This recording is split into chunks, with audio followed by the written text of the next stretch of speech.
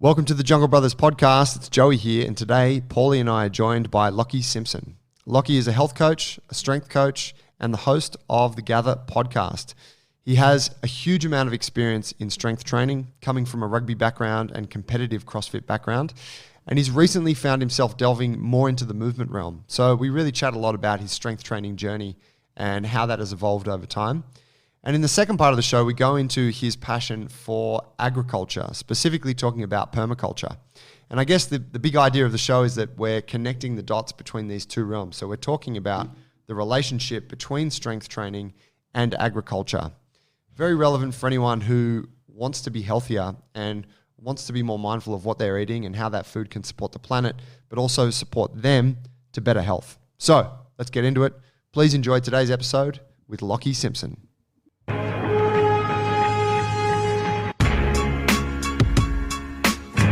Mate, Lachlan Simpson, welcome to the big show. Thank you. Made it. Mate, it's good to have you on. For folks who don't know you, we met through the gym. You came down, wanted to check it out recently. Mm-hmm. You were just kind of poking around, and then maybe this is a year and a half ago or so. And then over time, you've ended up being a member of the gym. You wove your way into a coaching gig here. You presented at our last coaches intensive, which was really fucking cool. You even contributed to the handbook that we give to the interns. Mate, you got into the Jungle Brothers fabric very quickly, and now you're gone like a ninja. Too quick. Yeah. It was furious and remarkable while it lasted. Can you give us a little background on who you are and obviously, the training piece and how you came to find us and all those things? Yeah. So I suppose I'll keep it kind of relative to the gym scene. I started having a really strong passion for training and fitness really young. I've even been thinking about it more recently. I remember training with Dad. I would have been lucky to be 10, maybe 11. Maybe I was 11. Down at Maroubra Surf Club, and we used to go down, and Dad had all his mates that all go down early in the morning, and it was the get up was t-shirt, long socks, joggers, budgie smugglers, and tucked in shirts into the smugglers. Holy shit! Yeah, it was full on. But Dad kind of taught me bench pressing, all that sort of stuff, and I remember. You were in the gym in Budgie Smugglers? Well, I wasn't. He was. Right. Yeah. I was what are these old men doing? It's weird.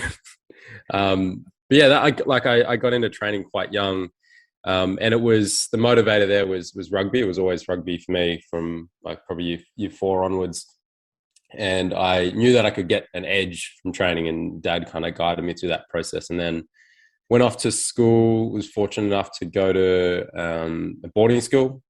Joey's over in Hunters Hill, New York, neck of the woods, both of you. Have we established that you were a Joey's boy?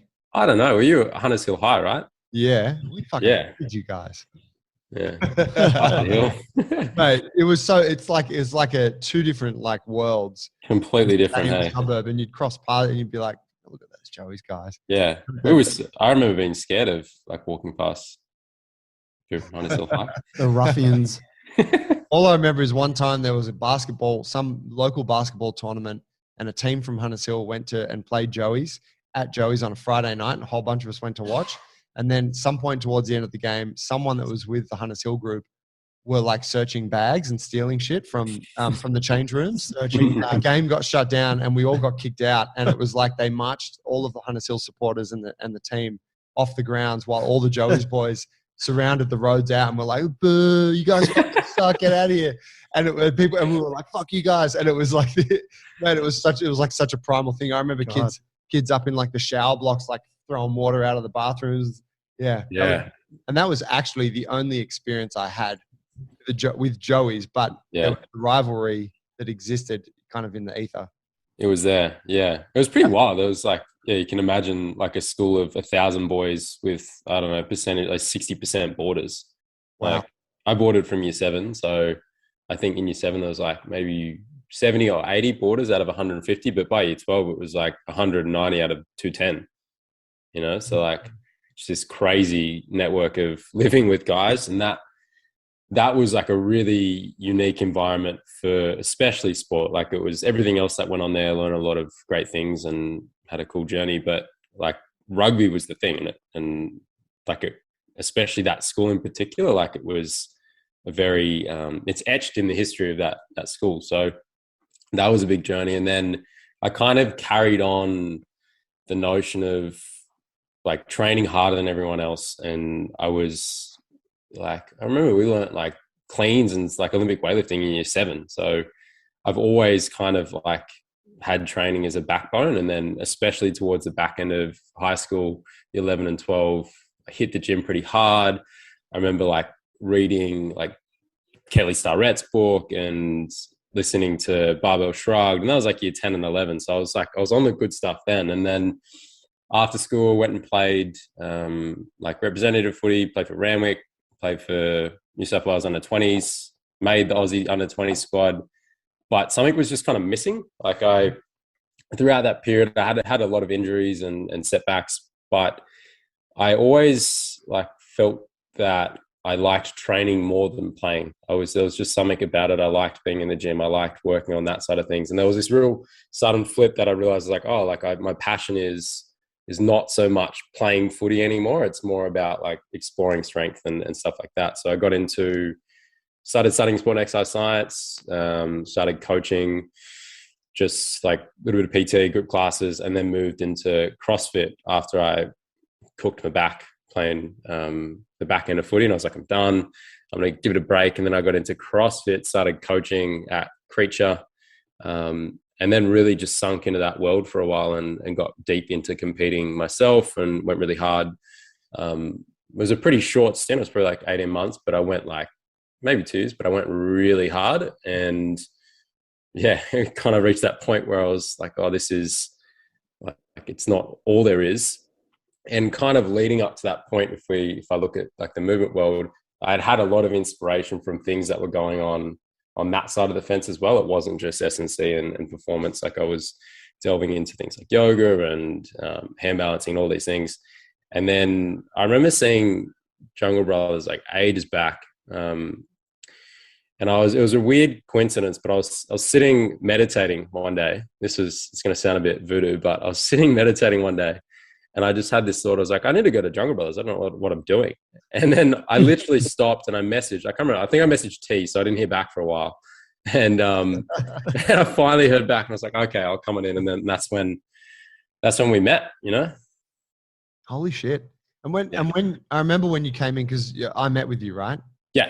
And I'm like, yeah, what do you want to come down for? And you're like, oh, I just want to suss it out. Just want to see what you're doing there. And I was like, yeah, all right. It wasn't the standard like, oh, I want to get fit and I want to come and join your gym. It was like totally, yeah, something, a bit more, a bit different, which for us is always like, you're always like a little bit cautious in those situations because you're like, oh, is it someone from another gym that just wants to come and see how we do it? And obviously we're not stuff. Yeah, and we don't withhold any information because whatever, like anyone can learn what we do here. You can just sign up or you can ask someone. But yeah, it's always like, oh, I wonder what this person wants out of it. Just thinking back to that day, and then to the point where you joined the gym, it was like, man, that's so cool. Like that you came here a bit curious, and then ended up being like, I'm gonna make this place my home for a bit. Yeah. Well, I remember that conversation. I actually came because I was me and a mate were contemplating opening a gym ourselves, and that was like the spur. I was like, I'm really interested about what you guys do and how you guys run your shit. And like, that was the pull in. And then once I was there, I was like, I can't not train at this place. This is like one of the best gyms I've ever seen. It's so sick and everyone's super friendly and the vibe's cool. So that's what got me in the door, but that's what made me stay, When you were boarding, just to understand your story some more, when you were boarding at school, where did you grow up? Where did you move from? So I was around Malabar, sort of Chifley area. So yeah, it was only like a 40-minute drive, but 40 minutes across, what's that road? Victoria Road. And Ryde Road's pretty much a nightmare in the morning. So we decided to board. So would you go home on weekends? Yeah, go back Saturday, Sunday. So you'd finish in winter, you'd finish sport. So you'd play footy watch the first, and you'd leave at 5, and then you'd either go back Sunday night or Monday morning. Okay, that's cool. Yeah. Paulie, did you guys ever play footy against these guys, or is that separate? I wasn't going to mention it, but our one Hunters Hill team, you could call it our firsts, but it was the only 15 stragglers that we could put together. We played like your E team and got flogged. Oh, no. Yeah, we got flogged. I was one of the only guys who played rugby, if you know what I mean. A lot of them were just like Just showed up. What? Had some AFL players in there. Yeah, we're like Eli Greenhall, who didn't know anything about football. They just wanted to get physical. And I'm just like, I want to fuck up some private school boys. Let's go. And it was ugly. I was like, what the hell's going on here? So yeah, I did play that against you guys once. Yeah. But in your like, because you had a bit of a rugby career was it with Gordon? No career. No way. No. With Stags. But you were. No, yeah. So I played for. What did you play for? St. Ives. Yeah. Okay. Yeah, I played for St. Ives. Before that, I was out west and I played for like Dundas Valley. Mm-hmm. But then I came over and I played for St. Ives because my brother played there. Yeah. Lived nowhere near there. Played there for a bit, but ultimately it didn't really work out because I didn't know the guys very well and they were very culturally different to me. And I was 19 playing Colts and they were all like doing drugs and it was just a weird mix of dudes. So I ended up like, only playing till I was 20, at which point I started playing soccer. And then I spent the next 12 years playing soccer. And then ended up being my ball sport after that. So it was, a short stint of rugby, but I loved it. Love the game still. Yeah. Yeah. I often think like me and a mate that lives up here, you might know him, Rory Boyden. Yeah, Rory from who was from Creature? Yeah, from Creature. Yeah. So him and his partner live up here. And we always like flirt with the idea of getting back in next year or playing sevens or something like that. And so tempting, but it's just such a big commitment, like playing like you got all Saturday and then you got nights during the week. And then if you're trying to work like coach on top of that and your body's just banged up and it's super fun, but it's also, there's a cost, I guess, involved. My question about Rory is, how does he get such a thick neck? Thick neck? You reckon he's got a thick neck? I've never noticed it. Guy's got a good neck. I mean, he's a CrossFitter. I'm like, these guys don't have good necks. But he's always got a good neck. Yeah, it's quite long. And then it's long neck. He might just have a narrow face, but I think it's a thick neck. Oh, you make me think now. I think maybe, his face is relatively narrow. I hope he listens to this. It'd be funny. His face is relatively narrow, so maybe it's like the neck just comes out. He's a jacked dude, though. He's muscular. He is. Yeah. I remember I posted a photo on my Instagram once of some Brussels sprouts that I was cleaning. I had them in a tub full of like water and a bit of vinegar, and it was just posed like, put my vegetables in a bath of water and vinegar for a bit just to clean them before I ate them. And Rory was like, dude, is that some kind of hack to prep vegetables super quickly? Because I'm really lazy with vegetables and I'm looking for a shortcut. I was like, no, dude, you still got to cook them. Oh, that's funny.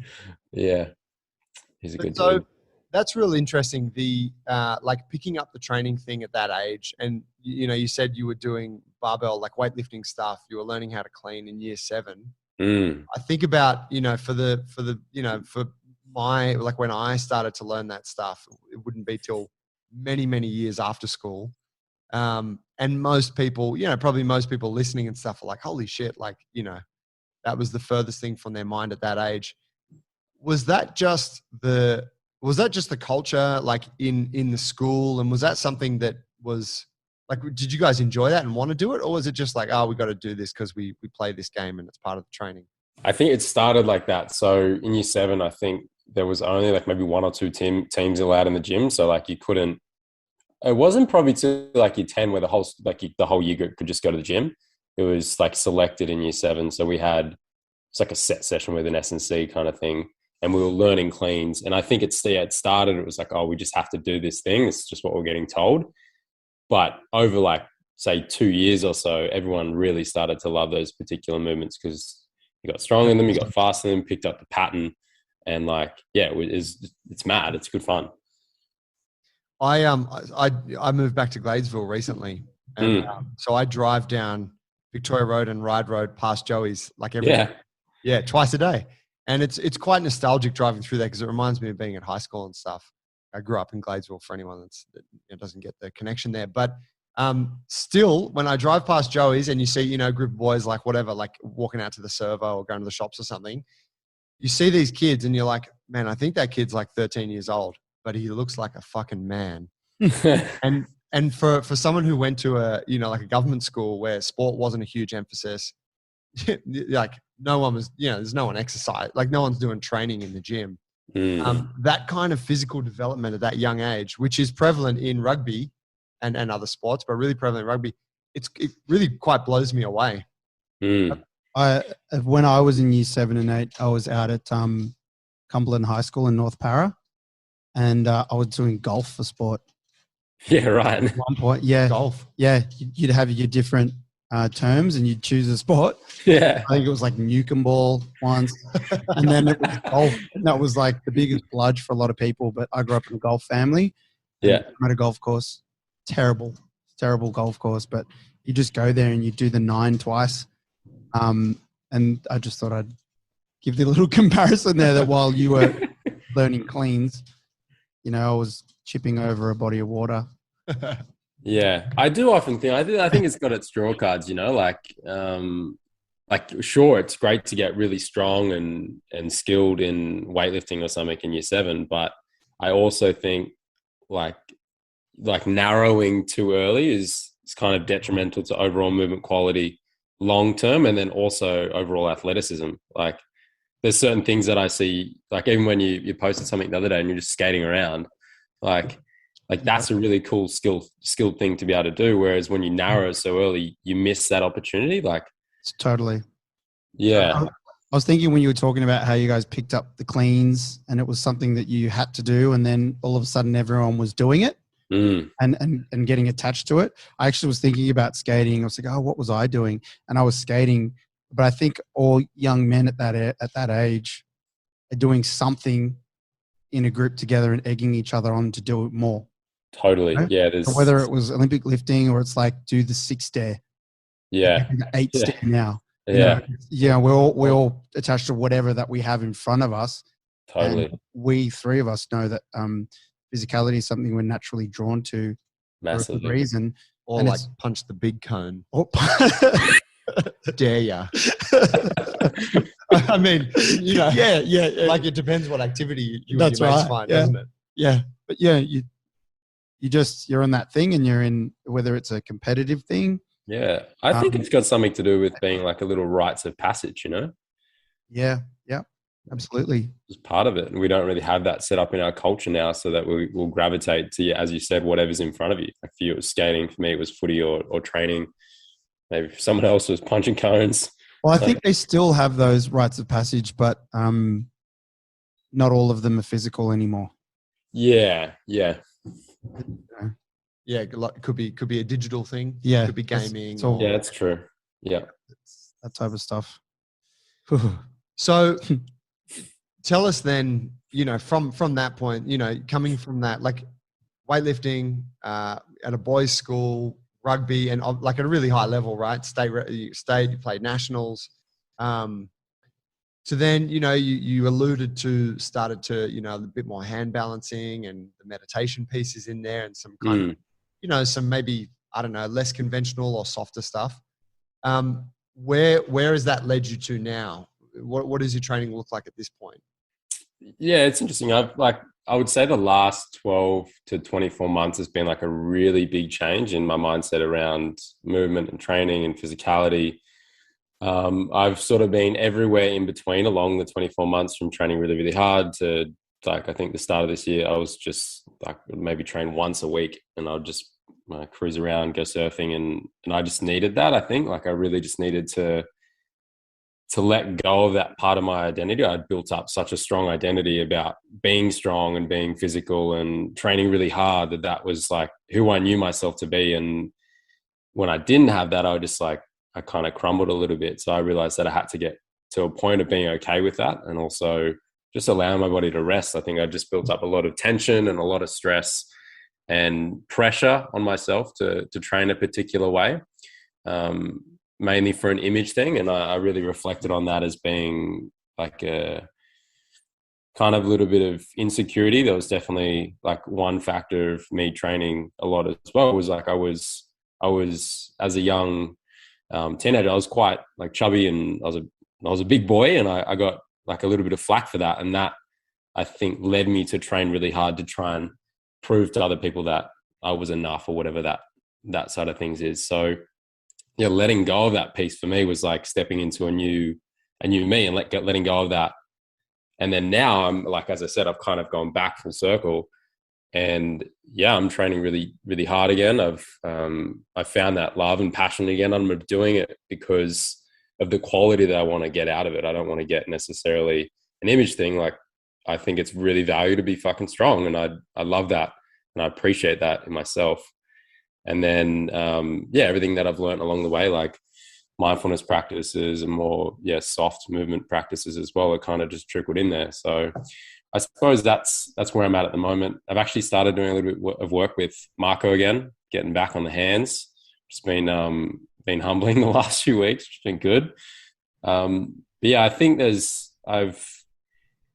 I kind of threw it away for a little bit, and I forgot the value in like a really structured approach to training as a means to evolving the self and evolving and becoming a new person, and creating strength and creating these qualities that blend from physical to mental to spiritual.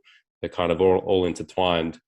And now I'm back on that path, and it's nice because I love training how you can set up particular challenges and go for them and fail or succeed, but you learn a lesson regardless. And it's just like this really microcosmic view of how life operates. You get to set it up, you get to play the game. So yeah, I'm just really loving training at the moment. I really appreciate that side of things. It's just such a wicked adventure.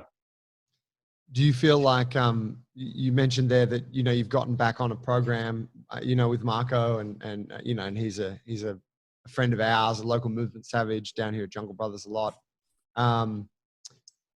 Do you feel like that more structured process versus took a bit of time off, wasn't training that much, was some other things? So are you like, oh, that's what I need to progress? Like I need something more structured? Or is it that sort of the interplay between those two different things where it's like you take a bit of time, freestyle a bit, and then you sort of buckle down and zero in on something? And like, do you think it's important to have both? I 100% think it is. I've been really contemplating this, and it like probably too much, but I think it's the yin and the yang. Like you can't have one without the other kind of thing. But I think there's delicateness in approaching it in a way where you can simultaneously have both. So like heading in both directions equally. So it might mean like a really good example in training per se would be like you're doing heavy deadlifts, but you're also like doing seated breath work. Like that's a good balance to try and find. But I think like throughout the journey of learning training and learning how to move, you have to go both ways throughout periods of time to experience the edges. Like you have to bomb out and get injured. That's part of the journey. You have to stop training for a little bit and realize that you're suffering as a consequence and get back. Like I think that wave is more of a natural way of progression as opposed to like this rampant linear progress. I don't think that's how it works. Sure, like that process is really unique and useful, but if you can somehow have like non-structure in structure as well at the same time, it's going to be more effective. And that could be like play as well, like that might be for Paulie, it might be skating. For you, it might be just like maybe you take a bit of time away from jits for a while, but you still play like you're upstairs just playing around at a lunchtime class, and it's not as structured. You're still kind of progressing in this non-structured way, and you just orientate your training towards a different focus for a period of time. What do you think about the comment you made earlier, which I see kind of ties into that last point about the narrowing in at a young age? So, you narrowed in on the strength and conditioning because that's what you need to be good at rugby. And then playing a sport like rugby in itself is narrowing in and there's a level of specialization that occurs when you do that, which, as we pointed out, is really good because you get good at that thing, but it also takes you away from other things which might have also have been beneficial for your development. Yeah. What do you think, like looking, considering the longer picture, and then Paul, this is a question for you too, thinking like, when I have, if I'm going to have a child, that's the ultimate way to phrase this question, basically. What if you have a son, yeah, how would you raise him considering his physicality? And that's often what I'm thinking about. Yeah. Like there's good and bad to all approaches. What do you guys think? You go, Paulie. You've got a son. Look, I guess I try not to. I'm not taking any very specific approach to it. I am consciously not trying to push them into anything. I'm a bit undecided about, when I do push them and when I don't. I want them to be exposed to as many things as possible. After reading and listening to certain things and also observing people, you coach lots of people and you question them. And, if you really haven't played enough by the time you're 12 years old, there's just certain qualities of coordination that you'll never have the same way that someone else did. So there's that's definite to me that they have to play to a level of a ball sport or a martial arts just to get some basic movement patterns in from where I stand. But I'm trying not to force them into anything because I know that they're worlds. And if you go really deep in the world, and obviously I sit from where I am now, and I really enjoy the health and longevity of a generalist approach. And that's what I want for them ultimately. But then, it's really hard because until you have them and they're telling you they want to do something, everything's off as well. If they just want to do something and do it hard, then I need to encourage whatever they're doing. So part of it is exposing them to everything. And at the moment, I'm just encouraging them to try everything. I did tell them, though, they have to study a martial arts before they're 12. I was like, you got to do a significant amount of time doing a martial art. That's so it's a tough one. But I strongly believe in exposure at this stage. There is a book, and I'm terrible at quoting shit. There was a guy who wrote a book, and maybe you've heard of it, who it was his whole point was around how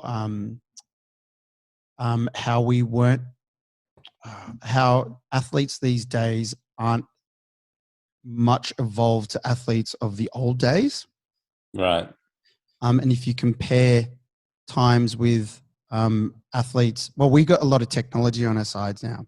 Yeah. So you have the people who run now track and field are running in shoes, and they're running not on ashy tracks, in shitty shoes, and they're not inside of arenas that don't have wind effects in them.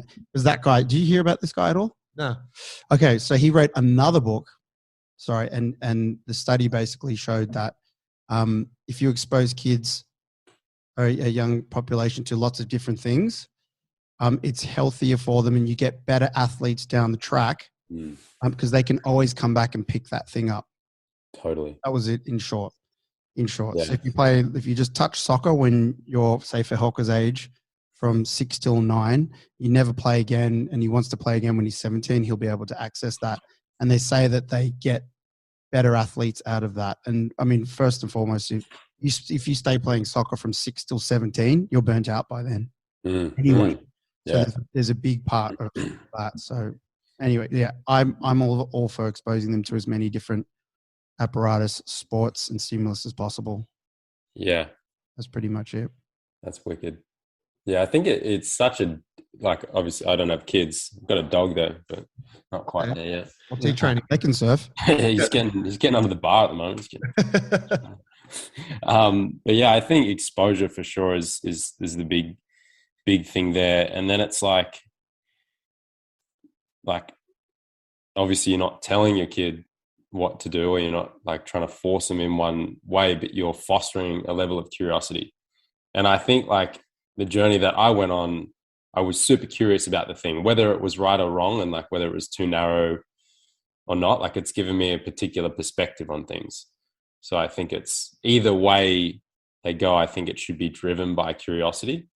So it's finding things after exposing them to something that just lights the fire within them. It might be skateboarding, it might be surfing, it might be everything. You might just have a kid that just wants to do it all, and I think that's great.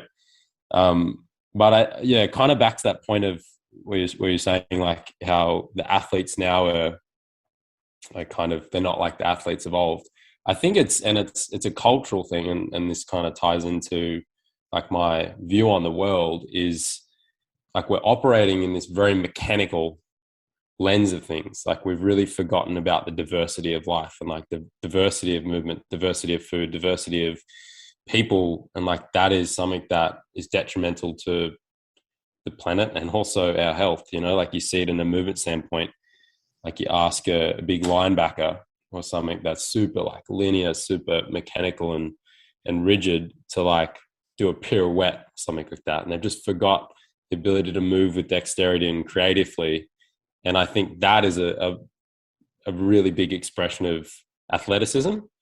And I had a workshop with Lochie on the weekend. She came up and did 2 days up here, which was freaking mad. Like, it was so cool.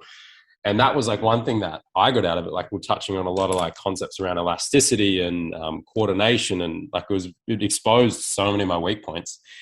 But I was like, I wish I had this when I was playing footy, because when I was playing footy, I was very mechanical, like super mechanical. I'd run around. I'd be like, I was super fit. I was super strong, but like I didn't have that aspect of coordination, agility, elasticity that I probably could have had, which would have made me potentially like a better player. And you look at the greats, like you look at who would be an example, like Campese. Yeah, like you watch these people play or do their sport, and they're just like, it's fluidity, it's grace. They're moving with a level of grace, and for some reason, like the mechanical opposition just can't compete with it. They're just like robots compared to this like beautiful thing. So I think, yeah, if that's exposed of children or people in a class or at a young age, like, and you're trying to foster this diversity, you end up with this more evolved species. I like what you said about fostering curiosity, and it makes me think further. Like, what I tried to do with them is like, first of all, they have to enjoy what they're doing. I've seen so many parents just having arguments with their kids while the game's going on. They don't want to play. They're like, get out there. It has to be fun for them, and then it has to be playful. So I always try to make something playful. And I think that runs alongside curiosity. And further to the movement aspect of training that I know now, playtime becomes like a very important part of it, because that's where you have time to try and work outside, like do something different. Or just like, okay, I've got this, I'm strong in all these areas now. What can I kind of do with it? So with the kids, it's when you're playing soccer, say, like it's the one-on-ones, it's the putting little cones, little parameters, and then trying to figure out how to turn to get around and touch footy. It's like faking and just showing them how you could like, fake, Yeah. And I think that's really fun. They do Taekwondo, so we do a lot of sparring. They just love sparring, like even when it's completely inappropriate way trying to cook dinner. But it's sparring in the kitchen's the best, or wrestling. Oh yeah, yeah. But it's knives out. It's that, and it's and this is why I'm attracted to games the most. I like fighting. I like the rules, and that's what I really like about the movement culture type of thing. Because I know that with games and with rules and parameters and a motivation, parameters and a motivation, and makes you become creative. 100%. So you figure out a new way to touch my chest when we're doing Taekwondo, or to land a kick. So it's a fake comeback, it's all that sort of stuff. And that's what I always try to do with them. I just play with them for the most part. Whatever it is, it's all playtime. Yeah. They just figure it out, like, yeah, it's all within us. It's all wired in us, where there's like crazy animals. It's just unleashing the animal again and learning to become that animal as opposed to this robot. That's how the cubs do it. Yeah. They just learn. They're just playing. Bears are just wrestling. Yeah. cats, big cats are just pouncing. Little cats are pouncing too. And that's what you got to let them do. My only counter to this idea is that, like say with kids, and I mean, I've not really had any deep thoughts about what I would want to do, you know, with my son, very much like what Paul said. But I look back at some of the things I did as a kid begrudgingly because my mum was like, no, you got to go to piano practice. You know, you got to go. And she dragged me through that shit. Play piano to quite a high level. Never seen you on the piano. Well, no, you wouldn't. Like I did it, you know, and, you know, passed some exams and grinded it out. And there were moments there where I did enjoy it, you know, but you're good at touch typing. Ultimately gave it up. But I know that I could go back to it and pick it up one day. And I do have the desire to do that someday. I'm like, yeah, I really want to go back and learn the piano.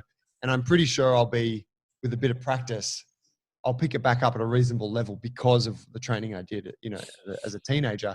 But it wasn't all enjoyable. And, you know, and I think, and I've spoken to people who have said the similar thing, like, oh yeah, you know, my parents put me through gymnastics or whatever. Yeah, I didn't really fucking love it for a long time, but I'm so glad I did it now. You know, and I guess that's just, I don't know. It's just a counterpoint to that idea of they have to enjoy it all, you know, or you have to enjoy it, or whether or not you consider it from your kid's perspective or for your own development, looking back. Yeah, I know what you're saying. And I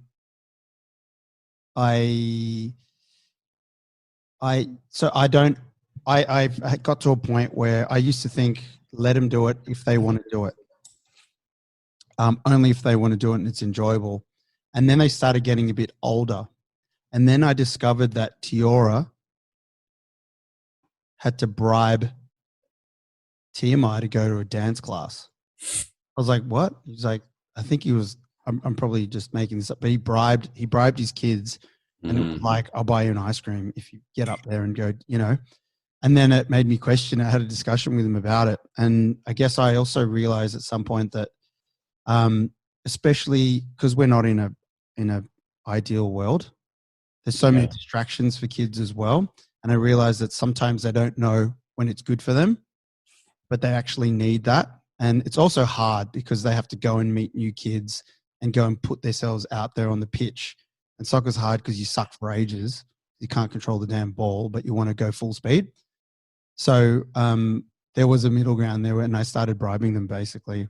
I was like, if you do this, and I was incentivizing it, you know, not all with ice cream, but it was because, yeah, they perhaps don't know what's good for them, what with all of the comforts of staying at home and the other things that they have at home, their comfort stuff. So, yeah, I think that's a fairly new issue, you know, like that was like in the tribe, that wouldn't have been a thing. Like, no, like you wouldn't have been like, oh, maybe I'll just play Xbox or something like that. Like you're out playing with all the other kids. Another thing that came up for me there was, I think we humans are inherently lazy. Like we will default. Like yeah. There's this force that's always acting on us, you know, and like to overcome that force and to grow, we need discipline. So yeah, I see what you're saying. Like you need, like, yeah, it's a very delicate, like. Well, the incentive used to be food, calories. Totally. Yeah. You get this pot of honey if you go out and play stick, you know? But I'm sure like that was for adults, but I'm sure for kids, it's always been the same. I reckon kids play, some kids don't want to, you know, it's like, there's always, you know, I'm sure there's been sports since the beginning of, you know, us hanging out in groups. There'd be games that we were playing and it would have been like, no, get the fuck out of the tent, get out of the cave, whatever, go do the thing. I don't want to, you know, like, I feel like that has to have been prevalent since the beginning of our you know, evolution. Maybe the consequences there are a bit more steep, like a club over the head or something like that. Maybe, or maybe it was just the same shit, you know, and maybe, you know what I mean? Like there were the kids that really reveled in physical stuff and became, you know, they got into the hunting and, you know, they were out there learning how to, you know, kill saber-tooths and stuff. And they were the ones that didn't. They hung around at home more and, you know, they got good at, I don't know, weaving mats and stuff like that. Yeah, they'd end up having to find somewhere that they fit in. And, you know, humans, I mean, yeah, we're social and that's part of our DNA and how we've evolved. So they would otherwise have to find a spot in the hierarchy or in the tribe, I suppose. And yeah, maybe they're they're in the kitchen or whatever that was. They'd have to find somewhere to survive. I mean, either way, I'm looking forward to the metaverse for young Leo. I think it's going to be a great place for him to thrive in. Oh my God. Oh shit. Mate, a good opportunity for us to segue to something I want to, talk to you about, a large part of your field of interest, which is, and I was trying to get a definition of this, but it's the permaculture / regenerative agriculture piece. I know you're not like a hardcore permaculturalist, but you have interest in this field. I remember after you left the gym, you went and did was it a 2-week permaculture course? Yeah, I did, up in the hinterlands of Byron. Yes, I remember you were frothing off the back of that. Oh, good. Yeah. Talk to us a little bit about, give us a bit of a breakdown of what that field is. Yeah. Okay. So it was funny, leading up to the course, I kind of had this, I don't know, I kind of knew what permaculture was, kind of didn't. And my whole frame of everything just shattered when I got there. So that was an experience in itself. So I think leading into it, I was like, oh yeah, I'd gotten to a point where I'd realized that the future of our agricultural systems were not sustainable, or rather destructive. And in order for both optimal health for the being and then also the optimal health of the planet, we need to reconstitute those systems so that we can move forth. And that was my perspective on that had come from being really passionate about food and, once again, health. So it had all come from this standpoint of trying to improve physically, and that moved to food, and then that moved to nutrition, and that moved to agricultural practices. That's how I got there. And I thought leading to the permaculture course was cool. I'm going to learn some epic ways to improve systems so that I can grow better food, or I can help people grow better food. And then I kind of got there, and it was the concept of permaculture is so vast. It's not just food, it's everything. It's people, it's earth, it's food, it's the whole thing. So that's why it's a beautiful system, because it encompasses all potential things within the system, work opportunities, all these things. But essentially, I look at permaculture as a way to design environments or design agricultural practices in coordinates with natural systems. So instead of you can imagine a shot down from a helicopter of some crazy monocropped land with these real grid patterns of paddocks, and then rows of corn or rows of crop, and then desolate cattle just roaming in this grid. Whereas permaculture looks at, okay, what is that landscape doing? What is that landscape? How would that operate in a natural system? How would a forest operate? And how can we participate within that environment that allows us to benefit, but also doesn't detract from the environment? So we're yielding this natural system, but we're also benefiting at the same time, as opposed to just, once again, opposing our mechanical view on the world and being resources. Let's just take everything we can. The most effective way to do that, we think, is in this grid-like pattern, but it's not actually. It's an illusion, because we need diversity in order to prosper. So that just flips my head around the whole thing. And seeing the property that we were on was Jeff, whose Tiora's hails him as the god. He was starstruck when he met that guy. Yeah, he is a wizard though. He is the man. A real just experienced. I also valued out of that experience is this guy he's done the thing. He's lived the experience, and he can talk about it from a place knowing that it works. And it's not just conceptual. It's it's done the thing. Yeah, just completely shaped my new lens of the world, it was a really big experience. Yeah. And so, in practical terms, what do you do with that information? Is that something that you're working towards? Are you set your home up in a particular way, with what you grow out the back? Yeah. It's a tough one. It's such a dense world. There's so much knowledge and information to an experience to have to learn how to, you can just imagine, you go and look in a forest and you're like, I don't know what the fuck's going on. This is so complex. So starting to understand those things is a long journey. But I think the trap as well is like trying to do the whole thing straight away. Like long term, I want to have a property and I want to be able to like create a really wicked permacultural property and run retreats and like have people come and learn and do all these things. But I can't just stay in that vision for now. Like I've got that there, it's sitting there, I know it's coming. But then it's also like I can't just sit in that and wait for that thing to happen. I have to start making these changes now, which is a little bit trickier. But yeah, like it's like starting in the backyard, like growing food there. But all the principles, like I think there's like 12 principles of permaculture, are all applicable whether you're living in suburbia or you're living on like 100 acres or 1 acre or whatever. Like you can apply these practices and principles very synonymously across the board. So if anyone's interested, I would highly recommend just like get a spreadsheet of the 12 principles, learn them, understand them, pop them on the fridge, and you could literally, you can embody them daily. And I think that's the trick of what it's about. It's like taking those initiatives and those principles and etching them into whatever life you're living, whether like you're at that property place or you're at like an apartment in the city. Yeah.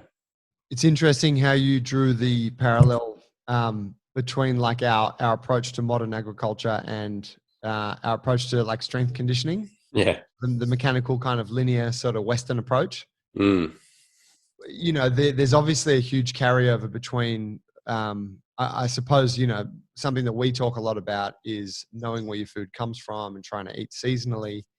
And that, you know, that sort of forms a basis of healthy nutrition, or, you know, a couple of the bases of healthy nutrition. You only got to take that out a couple of steps further, and then you start to get into the agriculture piece and understanding more of, you know, say what you're referring to with permaculture. How do you kind of see, like, how do you see the relationship of those two realms, like strength training and agriculture? Because I'm guessing that that's kind of what you're now sort of blending in order to bring to your coaching work. 100%. Yeah. It's, it's been a journey the last few months, like trying to figure that out. I'm like, how are the things related? I've got these really two strong passions. I'm like, how do I do it both? But when you realize it's the same thing, like when you realize that the issues that we're having on a physical level and the issues that we're having on an environmental level are stemming from the same problem. And like, there's a few in there, but like, yeah, one really clear one is the mechanical nature of how we're approaching things. So when you can take that mindset and apply it to both training and apply it to learning and apply it to food, like that starts to flip things. Yeah, I think they're so etched, you know, they're so intertwined together. You can't really have one without the other. Though, does it seem like, say you're working with someone, or looking back at clients you've worked with in the past, do you see how you can kind of take them on that path, or like, you know, how you could sort of educate someone in both fields in a way and have it be cohesive? Or does it still at this point seem like, fuck, I'm not sure how I'm going to communicate that aspect of this field of interest to somebody? Yeah, it does kind of feel like that. Like I think even in my teaching, like of classes, initially I was like, well, how do I blend the two? But I think it's like, yeah, like I've had to let go of trying to blend the two and just allow it to naturally come through, because it's how I look at everything. So it's just naturally going to come through in my teaching, and like whether I'm teaching like a Jefferson curl or something like that, like just the way you speak about that thing, there's more depth to it, and people might pick up on like that concept, and as an idea they start to explore that thing, and that might lead them to permaculture, you know, like if it sounds a little bit far out, but I think like because, you know, sitting here trying to think, how do they blend together? And, you know, it's probably going to be a big part of your life's work, putting it together in like a coherent manner. It's almost like that's the trouble, is trying to put it together into something. And maybe it's motivated by business, maybe 100%. It's motivated by, you know, wanting to push this movement forward. So we're striving to put it into a process, right? And that's where I think that it's very difficult. And I think to us here, and I know what you mean, like we've got a culture in here, but it's hard to put into a book. And I think that's where communities, and not everything is learnt through a book or a course or a degree, even for 5 years. You know, like you're trying to explain permaculture to someone, you kind of got to live it for a time. And a community, there's just tacit things that you learn that you pick up from spending week in, week out in a place. Seeing how someone reacts or doesn't react to something, or an event that we put on 3 years ago that speaks to some part of us. It's just, I think that's part of like how we try to reduce things into something, is like why it's frustrating. I'm just not convinced that you can teach someone something in, you know, in an organized fashion, and things actually tend to happen more over time organically. And you probably get the best understanding of it by doing it that way. 100%. Yeah, I couldn't agree with that more. That's so true. Yeah. It's yeah, you're so right. When we try and make something a process, we just make it more mechanical, even if it's the diversity that we're talking about. Because while writing that process, you're also choosing to not omit write things. stuff, omit things. Yeah. So yeah, I mean, I'm becoming more and more into the idea of the you know, we're talking about the play and how important that is in my training, or we've had like this overreach section in our bodyweight program. Been in there for years, and all right, it's probably most people's favorite part in the training. 100%. And it's where everyone has the most conversation. It's actually when they're being more critical about the actual movement than you know, most things in the rest of the class. I mean, it's all great, but it shines out to me that that's a thing. And I've recently been watching heaps of circus stuff because of our party that we had. And I'm aware in gymnastics how gymnastics does a lot of spotting. And that's kind of where T was deep in on the gymnastics stuff. And he saw we need to do some spotting drills and some played spotting drills in this part of our class. And I'm like way more thankful now that he, you know, put that into what we do. And I'm trying to do that now with my own people because of what I was just talking about. It's like they learn a lot more when you're playing or trying to break something down, or even trying to recreate it in a different way. And yeah, I think that and it makes me think, you know, how much can I get in a 1 hour PT of a program, you know, because it's hard to reduce. We got to keep trying to, you know, educate the population in little chunks that they can absorb it. But, you know, I think the good stuff happens with a longer period of time with more open spaces. You know what I mean? It's hard.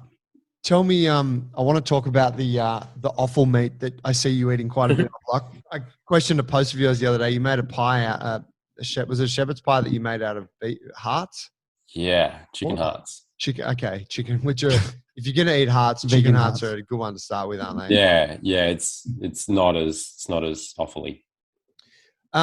Looking at that, you know, one of the connections in my mind around this, the permaculture thing and training, is something that, you know, that you see happens in the gym. People come in with the idea to get fitter and whatever, and then that sort of, you know, they start to adopt habits that make them more healthy, and then that transfers to I'm eating a bit cleaner, and, you know, and then that transfers to I'm more interested in where I source the products that I eat, and so I go to a good butcher, I go to the good, you know, and the good butcher, they get locally sourced stuff, and then before you know it, it's like it kind of snowballs into, you know, oh yeah, like I'm trying to eat a bit more offal meat now, and I'm trying to eat, you know, locally like grass-fed meats, and so you know, I see the connection. It's there, right? It's quite clear, and obviously, permaculture as a world is going into its own. You know, it's quite an extreme in a sense, but I think those concepts, as you say, are sort of universal.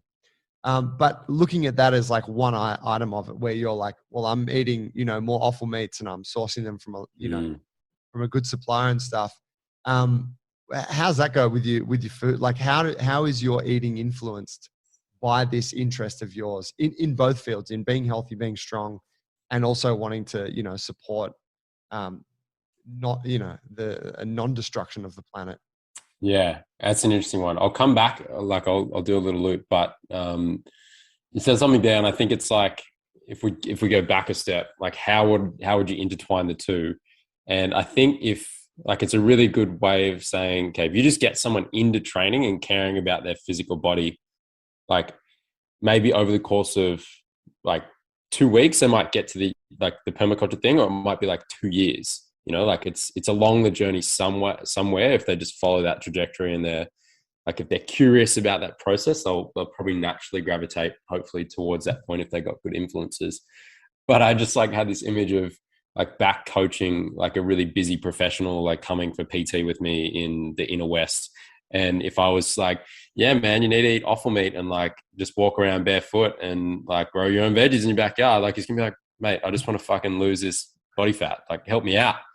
And the trap would be to like try and ram down his throat permaculture. But the way to do it would be like, hey, here's some really good quality movement that's going to help you lose body fat. And like, oh, what are you eating today? Like, like those natural, organic, as Paulie said before, ways of progressing things, as opposed to just being like, here you go, like this is my view on things. I take a sip of my heart shake. Yeah. Have you seen that Liver King guy on Instagram? Fuck, I have seen the Liver King. Tell me. Liver King. Tell me.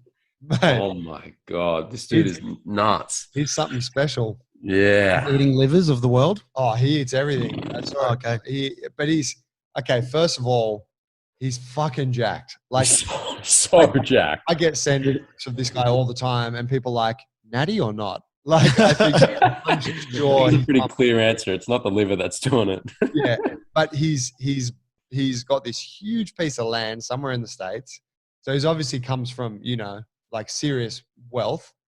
And he's got this huge piece of land where he lives with his family, and they're just out there, open plains, hunting animals. But then he's like, he's doing some cool shit. Like, we're out here hunting a deer, whatever, we're going to eat it. I'm going to eat its testicles without cooking and shit. Like, crazy shit. But then also like, he's got his huge like Dodge or Chevy Silverado. He's like towing it, like sled dragging it, and he's fucking ripped. And he kind of looks like he's trying to look like a man of the land. Yeah. Kind of looks like the most pumped up guy at the gym, just grew a beard and got a tan. Yeah. And ate some deer's balls. I don't know. What's your take on it like? I think he's just like, he's 100% got the idea of a niche in marketing, like he's like, I'm just going to play this character. Yeah, right. I really doubt he's actually like that. Like, I reckon if you sat down with him, he probably wouldn't just be like eating in big bull's nuts. Like, he's probably a relatively normal guy, I'm just assuming. But yeah, people are attracted to that because it's extreme. It's super extreme. So extreme. So if you haven't checked him out, like, just search Liver King on Instagram. You're in for a treat. Yeah, it's fucking entertaining.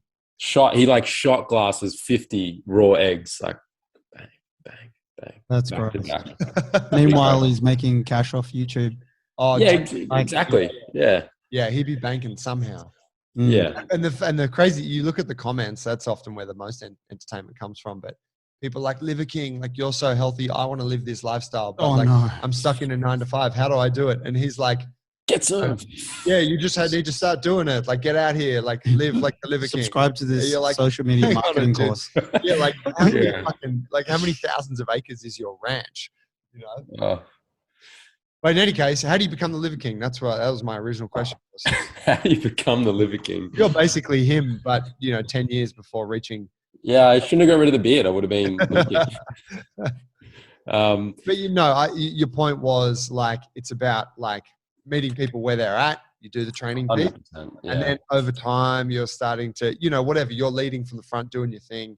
And if people are into that, they're going to come along for the ride and learn. Totally. Yeah, people will resonate with you when they're ready for it. Lead the horse to water kind of scenario. I can imagine for a lot of folks who look at the Jungle Brothers gym, they're like, oh, like a gardening day and shit. Like, like that looks cool, but I'm not interested in gardening. Like, I just want to get fit.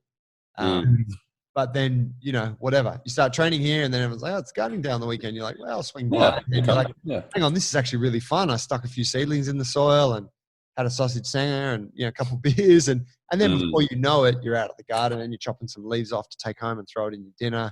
And then you want to have your own home garden. Like, it turns into something, it grows over time. Yeah. And This is something I've been thinking about this a little bit, is like I used to feel in that scenario, take that example, I'd be like, why aren't people caring about this? Like, why don't people care about gardening? And why don't people care about like saving the planet or whatever it is? And like fixating on that negativity is not going to change the issue that's at hand. So if you just stay in that mindset of like, I just wish people would change, nothing's going to change. But when you just like, you're positively reinforcing your own actions, like the things will change as a byproduct of that happening. Yeah, I think you said it before. When people are focusing on health, the rest will come. Because at some point they'll realize that their health is dependent on other things. Totally. And they have to start caring about those things too. But what I think the trouble is that a lot of people, well, they're in chaos and they're distracted and they're in lives where they don't have the courage to admit that they need help for their health as well. Do you know what I mean? Yeah. Some of those friends who are in the denial stage of gym. Yeah.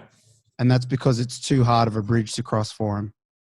It's too hard for them to think about gym because they have to address all this personal stuff. And I just don't think people are aware enough or courageous enough to admit that, you know what, I can't keep drinking forever. You know, I'm getting older and I actually have to shed my identity for the last 15, 20 years as an adult. And I actually have to start, you know what I'm saying? So it's like they have to get to health first and then take the first step and go, oh, fuck, I got to do something. And then, yeah, I think then it can come. And that's why a lot of people don't care, because they're stuck in their own funk. Yeah. They have to deal with their own stuff. Yeah. First and foremost. That kind of comes back to what we were saying earlier, like we're inherently lazy. Like the process of questioning that, the process of critically thinking about your own existence and being like, well, maybe what I'm saying here is incorrect. Maybe how I'm operating is wrong is a really stressful process. Like that is, it is requires a lot of energy. It requires a lot of resources. And I think we just most people don't have the resources to deal with that problem. We're just sapped. And you can look at everything within our culture is kind of setting us up for that crisis. Screen time, Netflix, poor movement, like all these things, like low food quality. Like it's just setting us up in this low resource state that we can't deal with that problem. You could also argue that in the way that, you know, we all know social media and the algorithm and stuff is more polarizing than ever. You know, I imagine like there's a fair gap between the healthy and the unhealthy that seems a little wider. It's like, oh, you know, because gym culture is so huge now. You don't have to go to the gym to know all the gym meme jokes, you know? So I think it might even seem a little further away to cross over, because they're like, I'm getting further into this other culture and are just harder for me to cross. And then throw in the fact that, you know, fuck it, they got courageous one time and they thought they'd make the change and they got burnt because they went to a shit gym. And maybe they tried again. And, you know, I've actually heard that story recently with people here. Yeah. Who are coming back to, you know, some of the new members are just like, yeah, I did do gym before and then I got injured and then, you know, and then I tried again and then I just haven't been for 7 years. So, yeah. Brutal out there. It is brutal. Yeah, the other side. You need the support during that transition. The other piece that exists with that consciousness, like whether maybe to challenge, like, because I think for some people, I do agree with what you said, that it's like lack of awareness or a lack of courage to make that change. But then I also think that the privilege of the modern life that we're in, at least here in the West, is that you don't have to address any of these things. You can just, you know, keep drinking heaps and eating shit food and, you know, whatever, packing on weight and live in the metaverse. Yeah, that's right. And, you know, you got good pharmaceuticals and doctors are going to help when you fucking get some shit fixed. It's like, and you're probably going to live to about the same age as most people. Do you know what I mean? Yeah, I do. So you can, like, objectively from the outside, you can be like, oh, you've got a low quality of life versus, you know, whatever, me, or versus someone like that. But they're like, no, I'm good. Like, this is just my life. And you can get by. You don't have to be able to sit on the ground. You don't have to be able to climb a tree or whatever, play with your kids. You can, there's other people that can do that shit. Yeah. Which, going back to that conversation earlier about like a more primal kind of, like earlier in our evolution, you weren't allowed, like you didn't have the luxury of being able to be unaware. You had to be aware because your environment like demanded it of you. They have the choice for sure. But I guess that's where it comes back to, is that type of choice doing harm to the rest of the world? Like, going back to the environment thing, because it's consumption, it's destructive. narcissism, it's destructive type of thing. Where there's, they're not necessarily considering whatever their footprint. Yeah. It's a good point. That's why it's wrong. Like what I take away in total from this chat is that idea of like training and getting into that process, like going to the gym or starting, is the kernel that can give rise to so many other areas of your health. And when you become healthier, generally the people around you will become healthy because they start to be influenced by it. They start to be influenced by where you buy your food or what you're eating. And that might just be your immediate family. But then that then becomes like the extended family and the community. And it's kind of how, in a way, the simple act of like getting started training can create stronger and healthier communities across the globe. Yeah. Yeah. It's the means to getting to that place. Whereas like another means might be, someone might come to that thing through gardening. Someone might come through that thing through going to a pottery class. Someone might come through that through movement. Someone might come through freediving. Like there's all these different ways to get there. Training is just a really effective one to do that. And I think it's easier to get people into it because there's a pain point attached to wanting to train. I got a sore back. I'm feeling overweight. My mood's low. My sleep's bad. Relationships, like whatever it is, like there's pain associated with it. So it's easy to get someone in that door.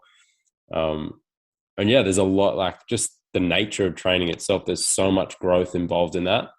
And I think that's what we're here for. We're here as a being to grow and evolve and move forward and embrace challenge and go through crisis and overcome crisis. And like training is that way to do that. Like if you break it down, that's all it is. You're like doing a bench press, lifting 100 kilos one week. The next week you've torn some tissue, you're recovering, you've gone through that process, you lift 105 kilos. And it's just setting up these incremental challenges to embody what life's about. Brings me to a question I meant to ask before. How much weight were you cleaning back in year 7? Oh, fuck, heaps. No, probably just the broomstick, We were bro. Pretty sticklers on, I think it was the bar for a while. I still remember like one of my first ones. I can't remember if it was a clean. I'm just going to, for the sake of the story, I'll say it was a clean. And I was just going hammer and tong, empty bar, and just like just smashed myself in the head and like blood, a little bit of blood that came off my chin. And I felt like such a savage, but it was just an empty bar. Fucking legend. Lochie, mate, where can people find what you're doing? Tell us about your coaching. Tell us about your podcast. Plug them. Cool. There's heaps going on at the moment. I am currently teaching in person at Infuse Health in Adamstown, Newcastle. So if you're around Newcastle or you're just calling through, pop in. It's a wicked space, great facility, yoga, movement, coffee van at the front. It's all happening. It's cool. I have a podcast called Gather, which is all around similar content of today's discussion: movement, training, food, permaculture, deep philosophical concepts, the works. And then more recently, my friend and business partner, Dave Crane, and I are starting or focusing an aspect of his already operating business, Instinct, and launching a group design called Elements. There'll be more coming in that world. So if you want to keep an eye on that sort of stuff, check out Instinct Health and Performance on Instagram. That's the place to go for that. Is Instinct Health and Performance on Instagram. Is Gather on Instagram? Gather's not, but it's under me. How does it even exist if it's not on Instagram? Yeah. Run that on your personal account. I run that on my personal account. Yeah. That Lachie Simpson. Lachie Simpson. Yeah. I'll put links to it in the show notes anyhow. Legend. Mate, awesome chat today. Doing wicked. Yeah, thanks for making the time joining us. My pleasure. I have to get down and see you guys in the new year. You do? Well, actually, yeah, we got the coaches intensive on 5th and 6th of Feb. So have a think if you'd be interested to come and make a guest. Get me back on. I'd love it. That'd be fucking cool. Paulie's going to be there too. Sick. Yeah, man. Great to talk to you. Yeah. Too long. Mate, yeah, thanks. Appreciate it. Hope to see you in Feb and look forward to a follow-up chat maybe in 6 months or so. Wicked. See where the biz is at and get a little bit more insight into the recipes with the hearts. Oh, yeah. Oh. Thanks a lot. Cheers, guys. Thanks for listening. Hope you enjoyed today's episode. If you want any help from us, you know where to get us, junglebrothers.com. If you need help with your training and whatnot, that's the place to go. If you are interested in our coaches intensive, that's you can come to me directly. It's joey@junglebrothers.com and I'll tell you all about it. If you like the episode, please share it with a friend. Helps support the show. And make sure you go check out what Lochie's doing. He's doing some great stuff. Thank you all. We'll catch you guys next week. Peace.